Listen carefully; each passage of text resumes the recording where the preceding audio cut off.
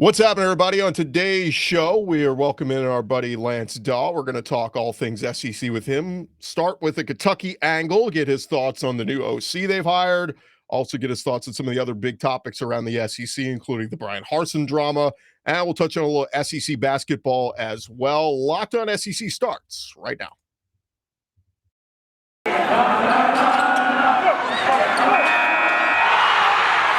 You are Locked On SEC, your daily podcast on the Southeastern Conference. Part of the Locked On Podcast Network, your team every day.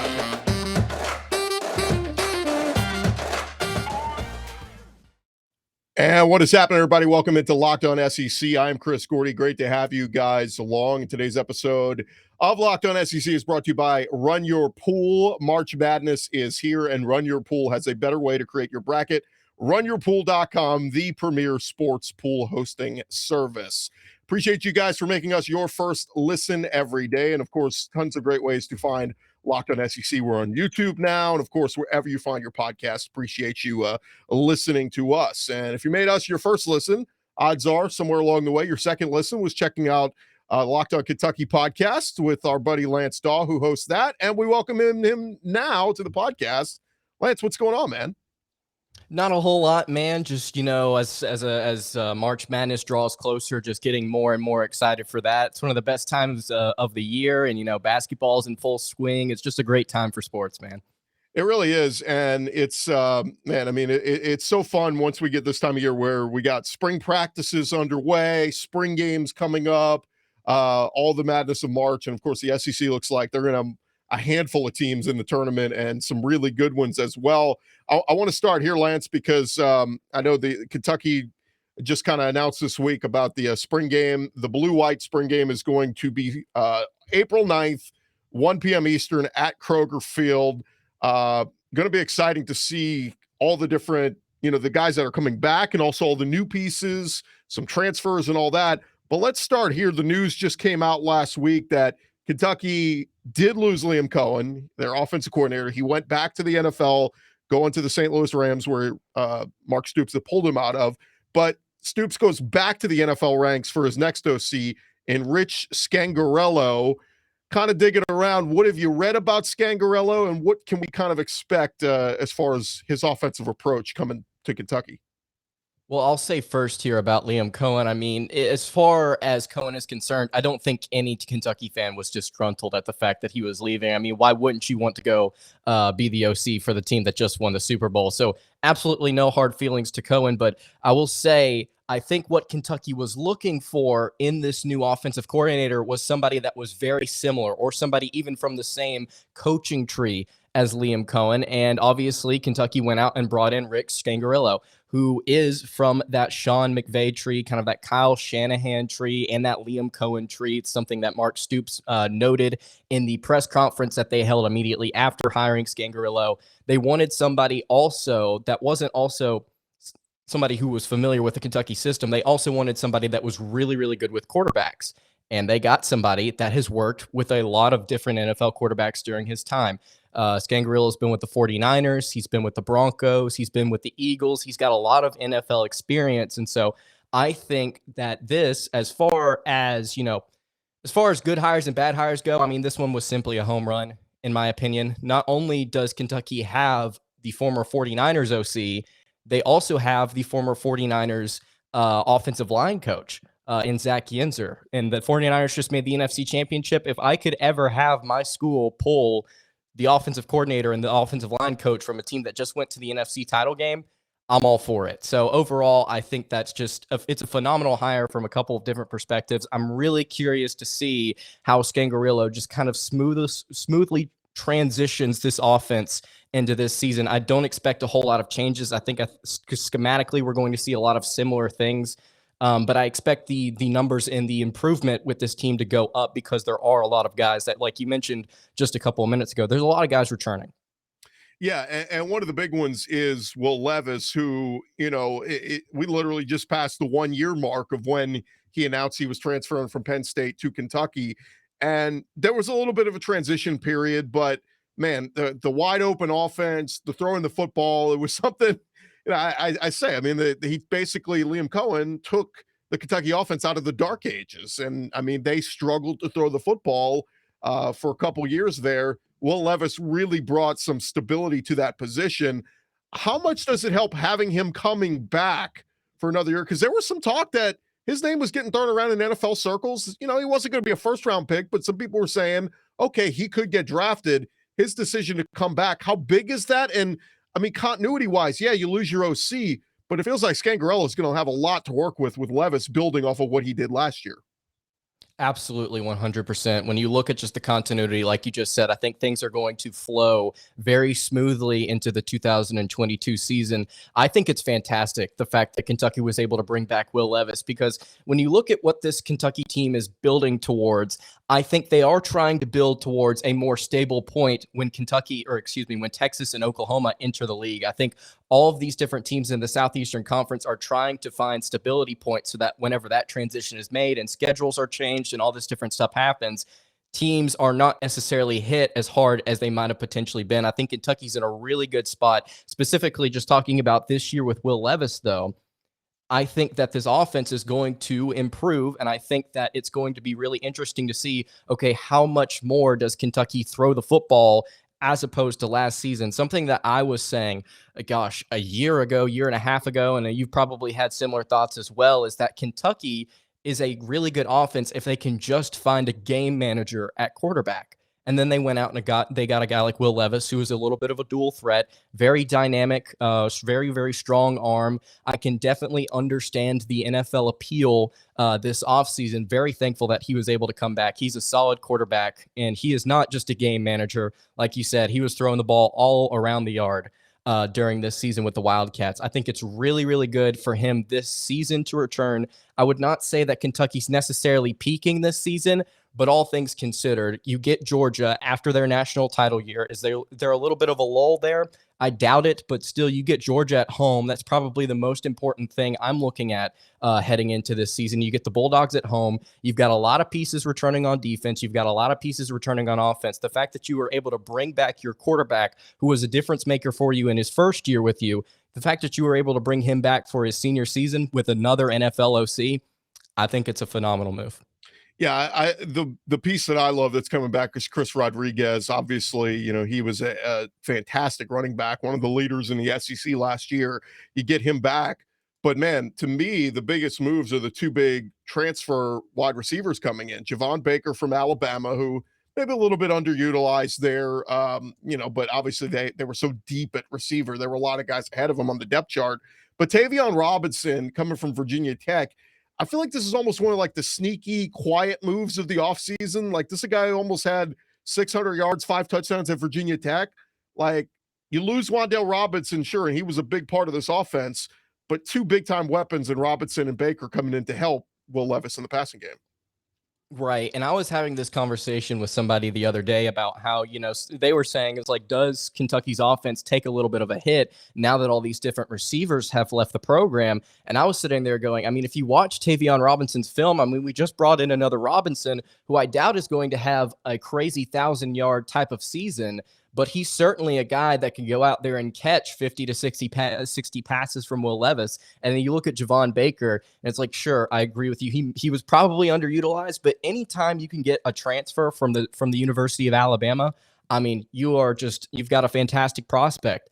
So I'm really excited about Baker. I'm really excited about Tavion Robinson and their ability in this offense. I think continuity-wise, again, going back to what we were talking about with this new OC and Will Levis, I think these two receivers are going to transition into the scheme seamlessly. I think they are going to play very, very well this season.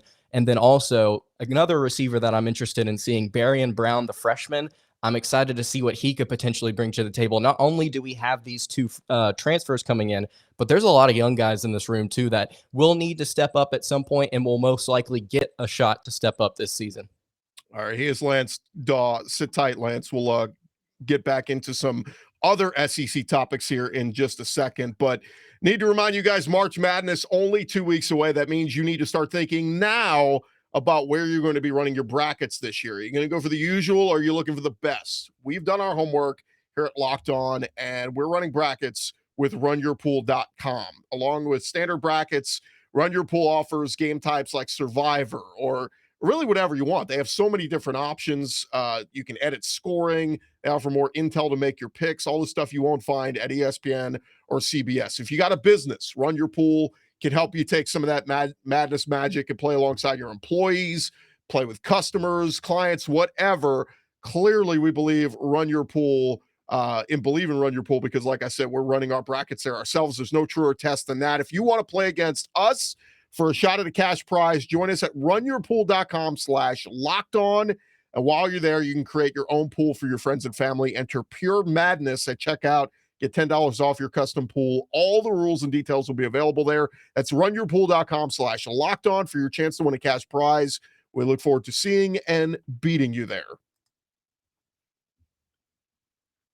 Continue our conversation with Lance Dawe, host of Locked On Kentucky. And Lance, we talked a little bit about Kentucky in the first segment. I did want to pull it back a little because I know you follow the Auburn program very closely as well as a lot of the teams around the SEC. So I want to start there. What have you made overall of the offseason drama with Bryan Harsin at Auburn? And how surprised are you that he was able to keep his job? Because, man, a couple of weeks ago, it looked like it was pretty close to, him getting the axe.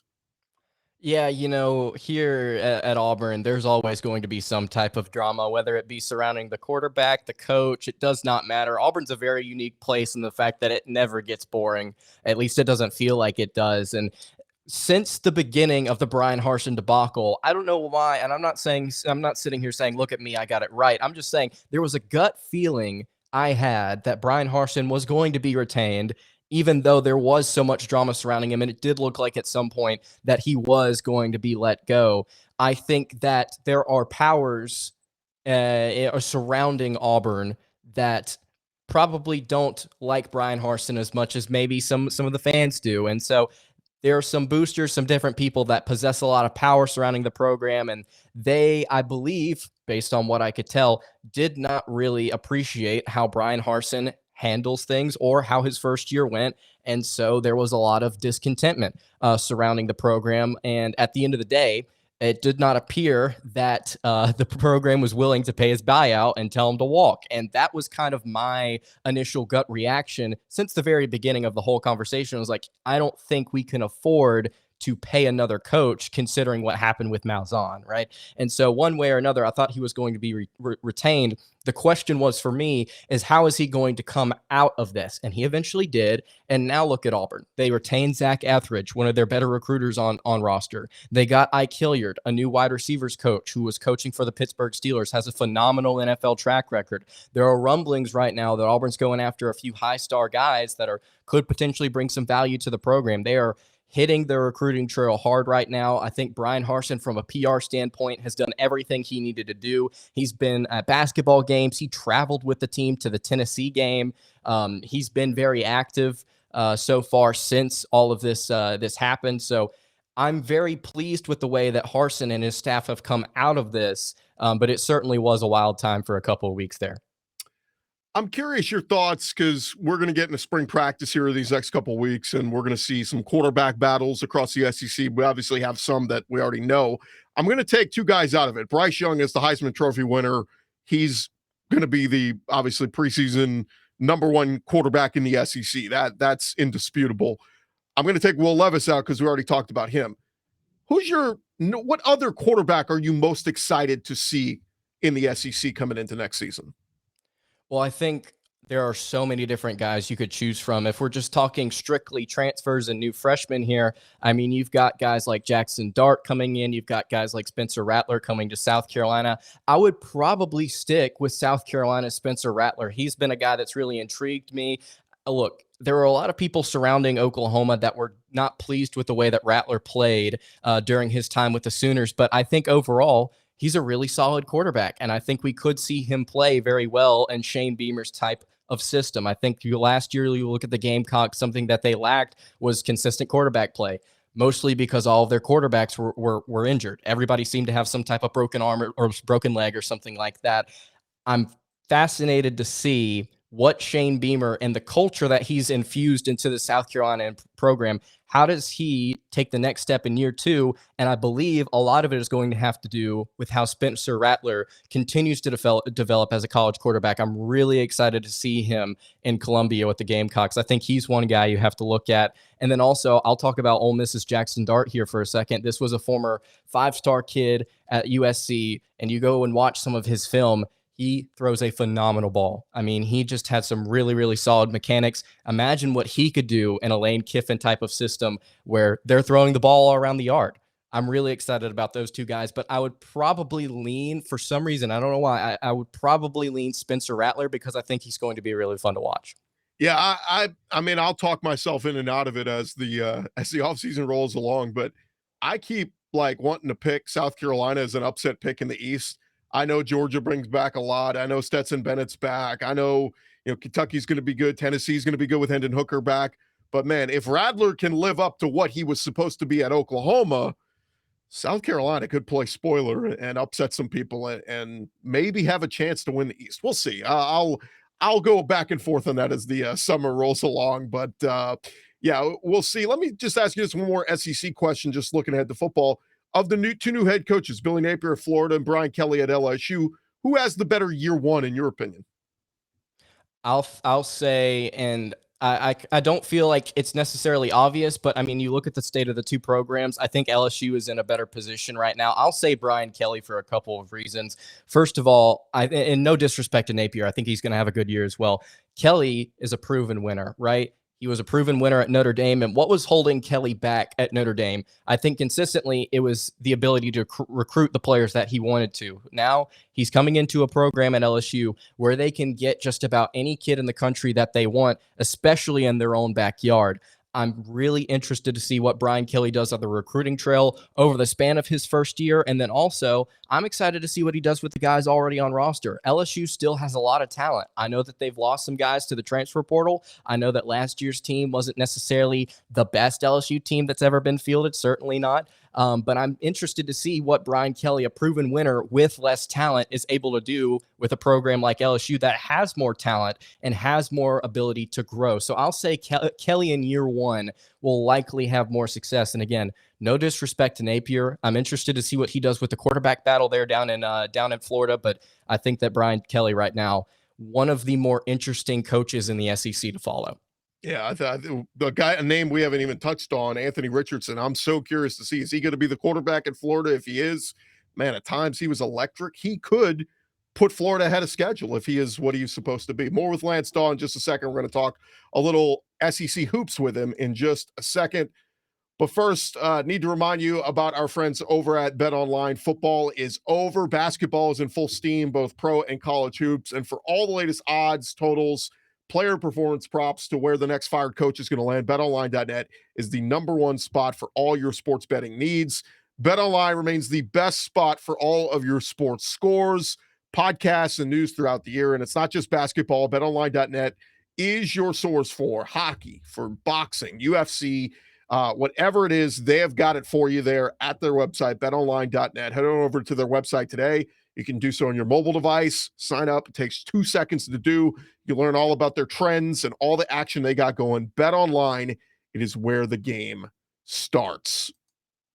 And again, thank you guys again for making us your first listen every day.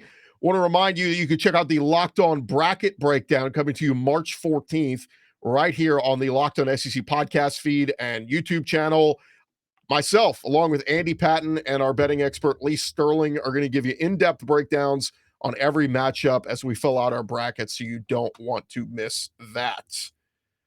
Bringing back in our buddy Lance Dawe. And Lance, look, speaking of the tournament coming up, there's 4 really, really premier good SEC teams when we talk Auburn, Arkansas, Kentucky, and Tennessee.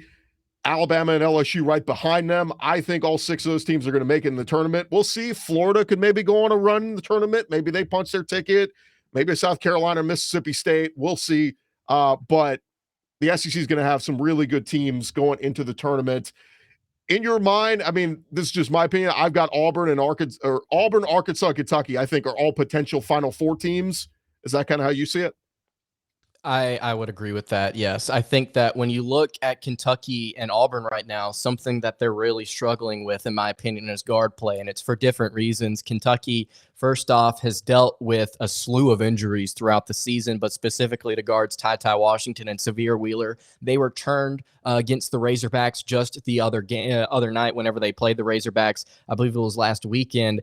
Did not shoot incredibly well. And Ty Washington specifically has really been struggling since he was injured. The Razorbacks able to pick up a massive win over Kentucky. Something that Arkansas is doing right now that's interesting is early on in the season, they were not playing team defense. They were not playing very well as a team. It was a hodgepodge of transfers that Eric Musselman got together to play, and now they've finally kind of come together. They've got some cohesion. They've gelled well. They're playing really good basketball on both ends of the floor. JD Notae, which you see pictured there if you're watching on YouTube, just a phenomenal game against the Kentucky Wildcats the other day. I believe it was 13 of 26 from the floor. Shooting 50% and shooting that many shots is incredibly impressive. He really knows how to attack the rim, get downhill. This Arkansas offense in the half court does a lot of really interesting things if you go and slow it down. They know how to get different guys looks at the rims. They know how to get different matchups. Arkansas right now is probably the hottest team in the conference. But to go back to Auburn, we've covered Kentucky and we've covered Arkansas. Auburn really struggles with their guard play, but it's not because anybody's injured. I feel like opposing defensives have kind of figured out what the Tigers are about. They've kind of figured out how to push their buttons. Something that Bruce Pearl teams, after watching him for several years now here at Auburn, something that Bruce Pearl teams tend to struggle with is high ball pressure. Pearl really likes to recruit undersized guards that are quick and can shoot and get to the rim. But whenever you face a team like Tennessee or Arkansas or even Mississippi State here in just a day or so, whenever you face a team like that has length at the guard position, that is aggressive defensively, that can really pressure your guards, it shuts down the half-court offense. If Wendell Green Jr. and Katie Johnson can figure out here down the stretch how to get to the rim better and how to shoot a little bit better from three, I think Auburn is a very dangerous team. Their floor, I think, is Sweet 16. Their ceiling is definitely a national title, but they've got to figure out how to get their guards to play more consistently. Who in your mind, and look, there's some great candidates. I've talked to JD Notae all the year. I've said that he belongs in the SEC Player of the Year conversation. Oscar Tshiebwe, I feel like, has been in the driver's seat. Jabari Smith, I think you couldn't go wrong with either. Who in your mind, if you could cast a vote for SEC Player of the Year, who would get it? I would cast it for Oscar Tshiebwe, and it's not because I do the Locked On Kentucky podcast. It's just night in and night out, he is consistently the most dominant player on the court. It is fascinating to watch him battle for rebounds, and then his post moves are just absolutely phenomenal. Even whenever he plays against guys that are more taller than him, that are more physical than him, occasionally he'll face up against a 5-star. He always finds a way to make it work. Really talented player. If he doesn't win National Player of the Year, I won't necessarily be shocked, but it'll be a little bit of a surprise to me. So SEC Player of the Year right now in my mind is Tshiebwe. I think three other guys that you could be looking at. 100%, I think JD Notae needs to be in that conversation. Just a prolific scorer at all three levels. And then also Jabari Smith, also a prolific scorer at all three levels. Really good three-point shooter for the Tigers. But the third guy I think is not getting as much love as some people may need to give him is Walker Kessler. Walker Kessler's got 2 triple-doubles this season, both in SEC play. Really solid center for the Tigers. I think if you take him out of the rotation, Auburn probably struggles more than when you take Jabari Smith out of the rotation. He's been an incredibly valuable piece, and I think Smith is probably going to be drafted higher. I think overall Smith has a higher ceiling and a little bit more talent, but Walker Kessler has been so valuable to this Auburn team in terms of post presence defensively and then also offensively, being able to get their pick and roll game going incredibly well. I'll say this as somebody that's watched a lot of Auburn basketball over the past few years. Bruce Pearl's had different centers come in and out of the program, like Austin Wiley, who did not have soft hands. Walker Kessler can catch just about anything that you throw at him. He's been incredibly valuable in the post for the Tigers. So I think JD Notae, Jabari Smith, Walker Kessler are 3 other guys that you could look at, but Oscar Tshiebwe for me right now takes the cake. Is this the most complete, at least I feel this way watching Kentucky the last few years, this feels like the most complete team Calipari's had, at least in a couple of years. He's maybe had more talent in recent years with, better NBA picks, but like this feels like they are gelling and playing so much better cohesively than some of the teams in recent years. Absolutely. And it's kind of what I was talking about with Arkansas. And then you could also look at a team like Alabama. Early on in the season, they have really good individual players, but it takes a little bit of the time for them to become a really, really good team, to see those guys actually work with each other to build a little bit of that chemistry. When you look at this Kentucky team, they've got a really solid post presence. They've got a couple of guys that can shoot really well from three. They've got guys defensively that will really, really hound you, like Keon Brooks and Ty Washington and Severe Wheeler. They've got guys that can drive. They got guys that can dish. When you look at all the different things that you would want a national title team to do, I mean, Kentucky statistically checks all of the boxes. And then when you actually watch them play, whenever they get down, they find ways to come back and then extend the lead that they then get. They can do so many different things. They can play games in the 60s. They can win games in the 90s as well. I think that this is, I agree, one of the most complete teams that Coach Calipari has ever put together. I think the one thing this team lacks, though, is a really solid backup big. Obviously, Oscar Tshiebwe, only 6'9". If Kentucky gets to the Final Four and we run into a team like Arizona or even Gonzaga, and I know they lost to St. Mary's the other day, but it's still a very good team. When you run into a team that has length and can run the floor just as well as you, how does Oscar Tshiebwe win that battle? That'll be interesting to see. But yes, I do think this is one of the most complete Kentucky teams that we've seen in a few years. Certainly going to be fun, and it's going to be the SEC tournament's going to be a lot of fun because there's such good teams, and who knows, somebody could surprise us like a South Carolina and go on a run and punch their ticket to the tournament. But man, it really does feel, I don't want to say top heavy because Bama and LSU are very talented as well, could go on a run. So going to be fun to see how this plays out. Lance Dawe, host of Locked On Kentucky. Let our listeners know where they can find the podcast. Yeah, they can find the podcast wherever they get their podcast. Just search Locked On Kentucky, and then you can follow the show on Twitter at Locked On UK as well. Lance, great stuff, man. We'll do this again real soon. Thank you so much for having me on, man. All right, that's Lance Dawe, again, host of Locked On Kentucky. And that is just about going to do it for this edition of Locked On SEC. Thank you again for making us your first listen every day. Now you can go make your second listen. Locked On NFL Draft. Ryan Tracy and former NFL corner Eric Crocker bring the NFL draft to life every day with insight and analysis on college football prospects and NFL front offices, free and available wherever you get your podcasts. That is going to do it for me, Chris Gordy. This is Locked On SEC. We'll talk to you guys tomorrow right here on Locked On SEC.